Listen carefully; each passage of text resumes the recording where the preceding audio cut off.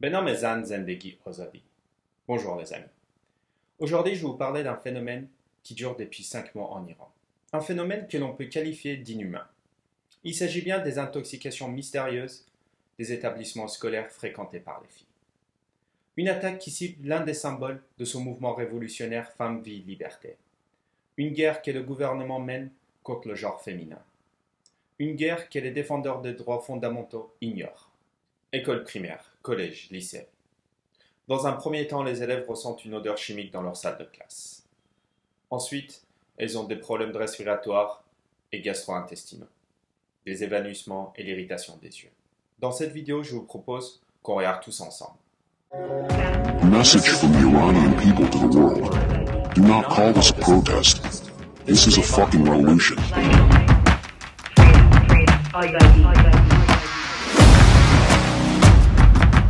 المرأة حياة حرية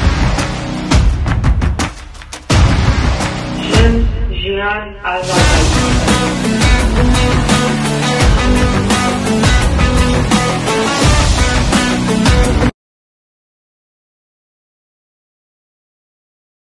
Avant de parler de ce phénomène, regardons ensemble quelques faits concernant les droits des enfants ou les droits des mineurs en Iran. Je suis tombé sur un rapport fait par une association humanitaire nommée Center for Human Rights in Iran.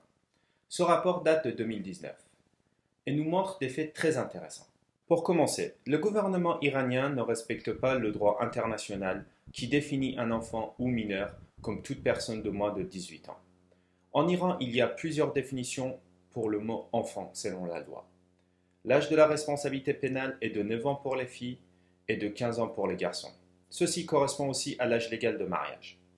Entre 1990 et 2017, le gouvernement iranien a exécuté 2 fois plus que la Chine, le Congo, le Nigeria, le Pakistan, l'Arabie Saoudite, le Soudan, les États-Unis et le Yémen réunis. 93 exécutions contre 45. Je ne vous parle même pas des enfants travailleurs, qui sont entre 3 et 7 millions selon les sources, sur 20 millions d'enfants dans le pays en 2019. Comme on a dit, selon la loi de ce gouvernement, les filles peuvent se marier à partir de l'âge de 9 ans. De 9 à 13 ans, elles auront besoin d'une autorisation de leur père ou d'un juge. Pour en finir, l'Iran fait partie des 30 pays qui n'ont pas ratifié l'accord de l'ONU sur l'utilisation des enfants dans un conflit armé. Un deuxième rapport, The Human Rights Activist New Agency, nous montre la violation des droits des enfants sur une base mensuelle par le gouvernement sur l'année 2022.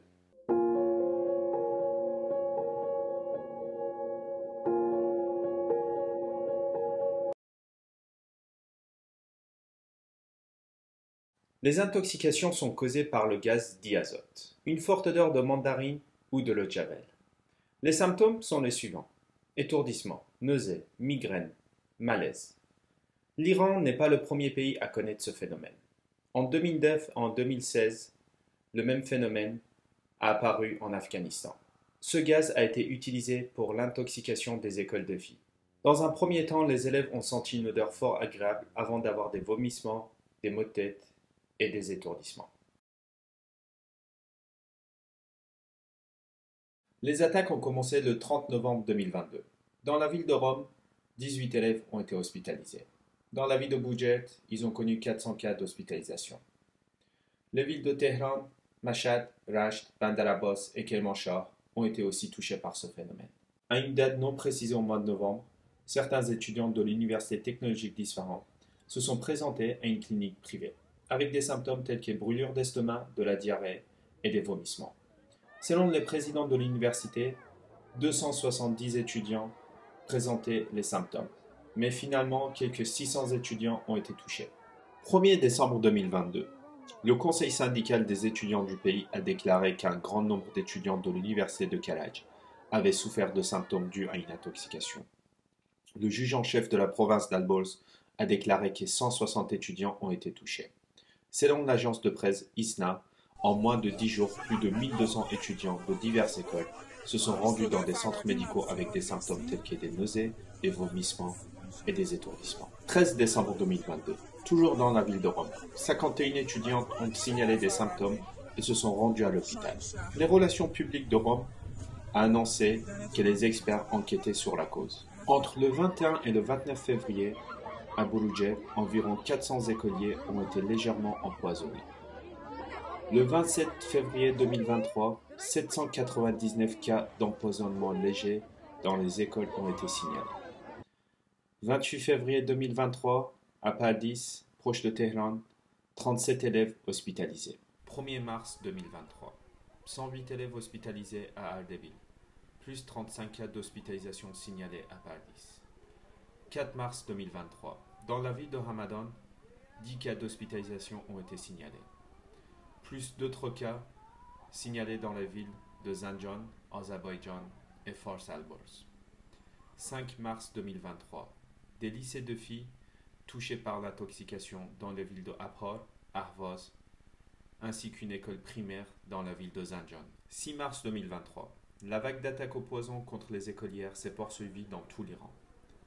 100 cas signalés au Khuzestan, 269 cas dans la province d'Azerbaïdjan oriental, 75 cas dans la province de Sebnan et plusieurs autres dans les provinces de Chahar Mahal et Bakhtiari.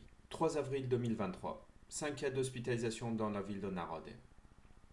9 avril 2023, 6 écoles de Sarkez dans la province de Kurdistan ont été la cible d'attaques au poison, entraînant l'hospitalisation de plus de 100 écolières. De plus, les forces de sécurité ont arrêté plusieurs parents qui protestaient contre les attaques. Jetons un coup d'œil sur la carte de l'Iran. Toutes les villes qui ont été touchées par des cas d'empoisonnement ou d'intoxication ont été identifiées en rouge.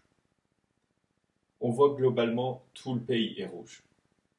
Donc c'est un phénomène qui touche l'ensemble du pays, l'ensemble des établissements scolaires fréquentés par les filles. Le 13 avril 2023, il s'est passé quelque chose d'incroyable. 3 écolières ont été arrêtées pour des attaques en série au poison des écoles dans la ville de Shiraz. Ces écolières, elles sont détenues aujourd'hui dans la zone quarantaine de la prison. Le motif, la vraie raison pour laquelle elles ont été arrêtées aujourd'hui reste inconnu. Comment le monde politique a réagi à l'enchaînement de ces empoisonnements au gaz? Depuis les premières attaques au gaz dans les écoles, les autorités ont cherché à dissimuler les informations et à les déformer les faits pour minimiser les attaques. Ils ont par exemple attribué les symptômes ressentis par les écolières au stress ou à une contagion mentale, plutôt qu'à un empoisonnement. Un médecin iranien a révélé que le ministère de la Santé avait publié un protocole à l'attention des centres médicaux du pays, qui ordonne au personnel médical d'attribuer au stress les symptômes dont souffraient les écolières. Les autorités ont aussi tenté de réduire au silence les médias qui traitaient le sujet. Un journaliste, Ali Tabatabai, a été arrêté pour son reportage sur les attaques au gaz dans les écoles. Selon le ministre de l'Intérieur, plus de 100 personnes en Iran ont été arrêtées en lien avec l'empoisonnement présumé de milliers d'écolières dans le pays ces derniers mois. Le ministère iranien de l'Intérieur a déclaré dans un communiqué que des arrestations et des enquêtes avaient eu lieu dans de nombreuses villes, dont Téhéran. Les attaques au gaz toxique ont touché des milliers d'étudiants, principalement des filles, depuis novembre, lorsque le premier empoisonnement a eu lieu. Malgré le dépôt de plainte de plusieurs familles, les autorités ne communiquent aucune information sur le suivi des enquêtes. Certains parents ont retiré leur fille de l'école. Imaginez juste un instant, votre enfant n'est plus en sécurité à l'école. Certains parents ont été arrêtés parce qu'ils protestaient les empoisonnements devant les écoles et ils demandaient des actions de la part du gouvernement. Comment le monde extérieur a réagi? L'ONU et l'Allemagne demandent que les cas d'empoisonnement d'écolières soient élucidés. L'ONU a joint sa voix vendredi 3 mars à celle de la chef de la diplomatie allemande pour demander une enquête transparente. Juste une blague, une enquête transparente de la part du gouvernement iranien. Cette enquête a le but d'élucider tous les cas d'empoisonnement d'écolières en Iran. Les informations au sujet d'écolières empoisonnées en Iran sont choquantes, écrit la ministère des Affaires étrangères allemande, Annalena Baerbock sur Twitter. Tous les cas doivent être élucidés, exige-t-elle. Il ne faut pas oublier non plus que le haut-commissaire aux droits de l'homme des Nations Unies a demandé aussi une ouverture d'une enquête sur ces mystérieux empoisonnements.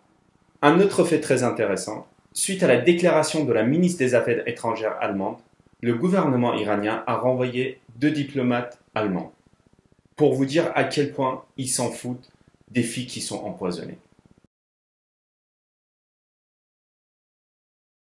Récapitulons les faits ensemble. Depuis le novembre 2022, des attaques mystérieuses avec un gaz toxique ont débuté dans le pays contre des établissements scolaires ou universitaires fréquentés par des filles. Plus de 5000 élèves étudiantes ont été hospitalisés. Ça concerne plus de 250 établissements. On parle de 25 provinces touchées sur 31. Malheureusement, il y a eu une personne qui a perdu la vie à cause de ces attaques.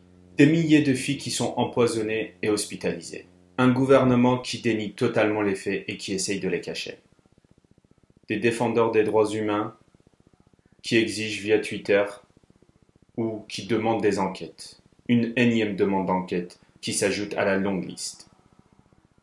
Les amis, dites-moi ce que vous en avez pensé. Vos commentaires, vos questions, toujours via la plateforme ou sur Twitter ou via Facebook. Avant de se quitter, n'oubliez pas de vous abonner à la chaîne, partager ces vidéos et cliquer sur j'aime.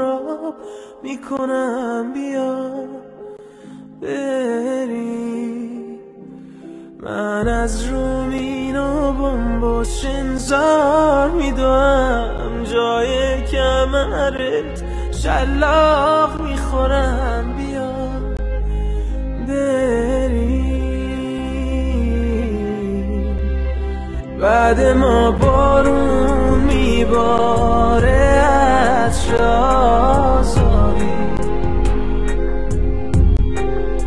پر میشه